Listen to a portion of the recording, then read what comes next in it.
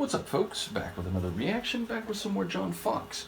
And we're going to listen to another bonus tune from the era of his 1981 album, The Garden. Thank you again to Adrian, as well as to Han Solo, who shared the John Foxx material originally. And this one is Swimmer 1, Roman numeral 1. And in fact, in the folder, the next track is Swimmer 2. But yeah, so number 1, this is a B-side to the Dancing Like a Gun single. And a swimmer, of course, that's a visual reference. It is an indication of traversing a fluid medium. And of course, we think of the sea or some body of water. I do wonder whether this is a swimmer in a literal sense or whether there's some metaphor happening here. At the very least, we can say that swimming, if it is a more direct and explicit meaning, can be done individually, it can be done competitively, so recreationally, for exercise. There are a number of reasons why someone might swim. But yeah, I expect this to be more figurative or more conceptual in meaning, so I don't quite know what to make of it, and I am curious how this may be revised or perhaps followed up as in a sequel by Swimmer 2. In any case, let's listen to Swimmer 1. This is John Foxx. It's a bonus tune from the era of The Garden, specifically a B-side for the Dancing Like a Gun single, and it's Swimmer 1.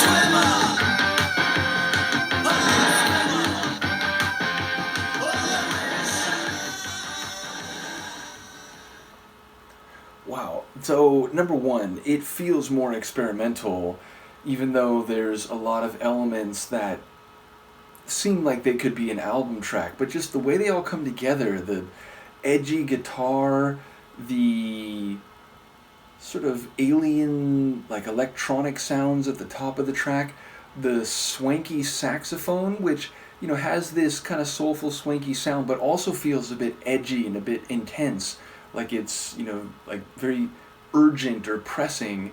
And then putting them all together, again, it feels like I'm in this very busy environment. Not in a bad way, but definitely a tune that has a lot of kind of low-key intensity. I realize that's sort of an oxymoron or contradiction in terms, but yeah, it wasn't like fast and, you know, smashing, but it definitely had this like sense of like frenetic energy and action and lots of different moving parts.